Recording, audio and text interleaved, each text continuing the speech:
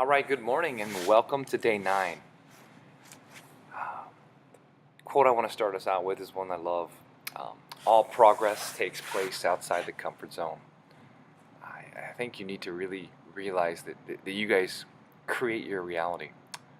I'm going to give you 5 things. This is kind of stolen from a blog I wrote before that'll help you. Five aspects I'd say that if you can control, this is going to help you, quote, get in shape, right? I'm going to the truth is that we live in a world full of wonderful technology. I can pick up a phone, it's not much bigger than my business card, and instantly be connected with a pen pal in China, my friend in Europe, and talk to them as if we're sitting across the table from me, which is just fantastic. Long gone are the days of really waiting for anything. We live in a society where convenience seems to be the number one focus in our lives. Everyone, everywhere, seem to be searching for the easiest path of least resistance way to do absolutely everything. We all want it faster, better, cheaper, and above all else, we really want it to work. And I think that's where, the problem might first start to rear its ugly head. Because what else in our wonderful natural world looks like that? Nothing works that way. We certainly don't expect to plant a tree and have it fully grown in a day, and as a matter of fact, nothing in the natural world works that way. Everything takes its own turn as part of a natural process. Bugs get it, animals get it, the oceans, the clouds, the moon, the sun, they all understand it. But we as humans, on the other hand, we think we're special. We've been bred by society, religion, media, or even our own government to believe that we're special and that the rules of the natural world don't apply to us. We try to circumvent natural laws as often as possible, but the fact is, although we may not want to live by them, they very much govern everything we do. We are not above natural law. For instance, in any population, if you were to introduce an endless supply of food, the population will grow exponentially. And somehow we think this is a good thing, but if you look at our ever-expanding waistline, right, we might not be sure about it. But I think the good news is there's hope out there, and I'm going to try to, when I speak here, I'm going to outline a super basic approach to what I believe are 5 super important aspects of your life that if you could conquer them, you can achieve fitness enlightenment, right, or whatever you want to call it. You can get what you want out of your fitness lifestyle. Aspect number 1, some of you've all heard me talk about it and even mention it before, but it's attitude. It's really hard to speak briefly on this one, but I'm going to do my best to. First, let's have a couple quotes because I'm all about quotes, right? By Winston Churchill. Attitude is a little thing, but it makes a huge difference. And then the Dalai Lama says it's very important to generate a good attitude, a good heart, as much as possible. From this, happiness in both the short term and the long term for both yourself and others will come. And then William James says success or failure depends more upon attitude than upon capacity. Successful men act as though they've accomplished or are enjoying something. Soon it becomes a reality. Act, look, feel successful, conduct yourself accordingly, and you're going to be amazed at the positive results, right? So after reading those quotes, you might be like, okay, Rob, so what do I do now? I think the first thing you have to understand is what your attitude towards yourself is, right? It might sound a little redundant, but it's not. You right now are exactly where you are supposed to be. Let that sink in. You're a direct result of all the beliefs, choices, and events over the course of your life. What you have done, the decisions you have made have led you here. Stare at yourself in the mirror. That's what you got. If you're not happy with that, the best news ever is that you can change it. What you can do is choose to change the direction you're heading. Look inside yourself. Listen to the way you talk about yourself, how you look, how you feel, and how you eat, how you dream, how you act.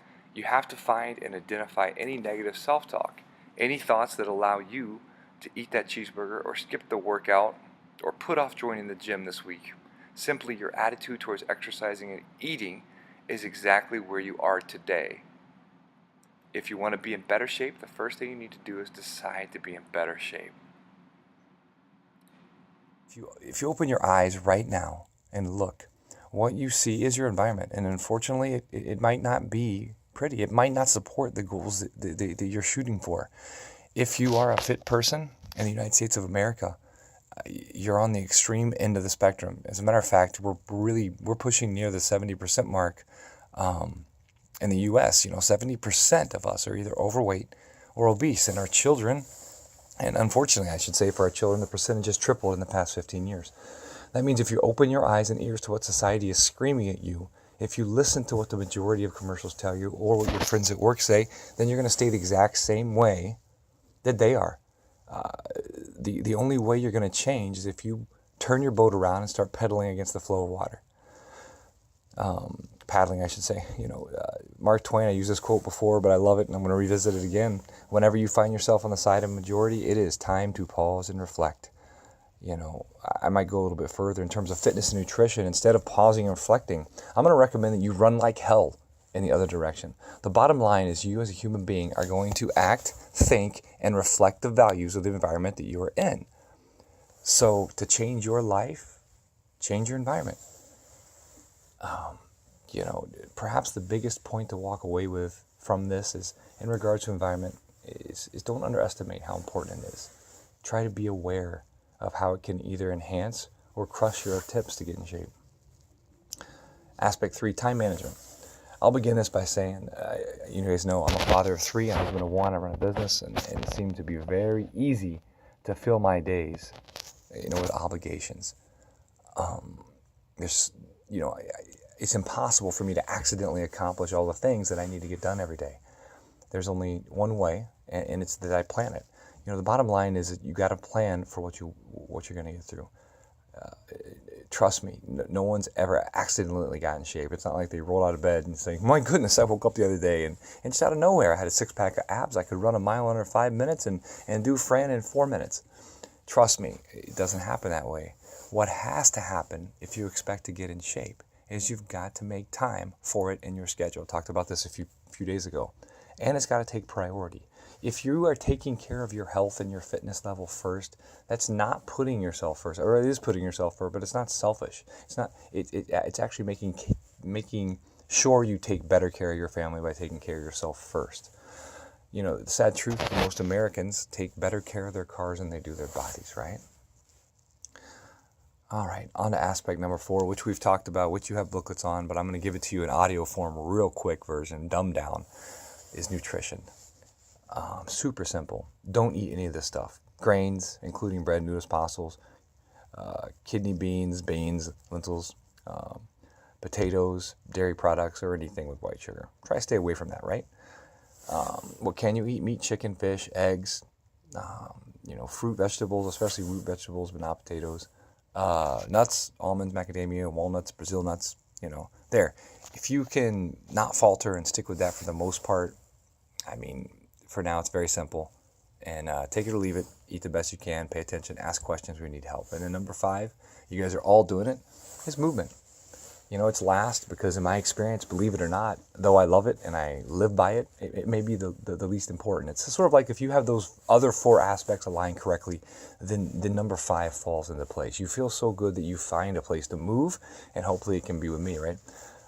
If you got the right attitude, right, you're surrounded by the right environment, you've planned out and organized your life, you're eating correctly, then not only are your workouts going to be extremely effective, but they'll become a part of your life, which is really the point. We as a species are meant to move. We're mobile beings. We're not supposed to spend 8 to 10 hours a day sitting on our asses. It's just true. I think that there's a very primal reason that no matter how hard you work out, afterwards there's a very good feeling. So, if you ever pass this on to someone else other than you guys, I don't really care what you do to work out, and I'd love to have you here. But, the truth be told is, let's work on exercising consistently first, and and then move. That's got to be step 1. Move. Spend 30-45 minutes a day, every day, doing something like that if you're not coming here. But for all of you that are coming here, those are your 5 steps. Thanks for listening. I can't believe we're already on day 9. It's incredible. I'll talk to you soon.